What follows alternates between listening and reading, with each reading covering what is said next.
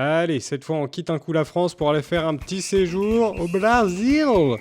L'ancien président d'extrême droite Jair Bolsonaro a été condamné à 27 ans de prison pour avoir tenté de garder le pouvoir après sa défaite à l'élection présidentielle de 2022. Il a été jugé coupable de 5 chefs d'accusation, où on peut notamment retrouver la planification de l'assassinat par empoisonnement de Lula, donc l'actuel président du Brésil, contre qui il a perdu l'élection. Et aussi un des juges de la Cour suprême brésilienne, Alexandre de Moraes, qui s'est retrouvé à être l'un des 5 magistrats à juger cette affaire. Lors de son rapport, le 9 septembre 2025, il raconte « Nous sommes presque retombés dans une dictature, juste parce qu'une organisation criminelle ne sait pas perdre une élection. 3 autres juges de la Cour suprême ont suivi ce constat en approuvant les accusations, sauf un, Luis Fux, qui a tout rejeté, y compris des jurisprudences qu'il a lui-même validées en amont, en invoquant le manque de preuves suffisantes. Mais le verdict était inévitable et le Parti libéral va devoir renforcer son pouvoir en jouant sur une rhétorique de victime. Parce que oui, même s'ils ont perdu les présidentielles, le Parti libéral reste le plus gros groupe de la Chambre des députés, face à une coalition du Parti des travailleurs de Lula jusqu'au centre droit pour créer un gouvernement et lutter face aux conservateurs.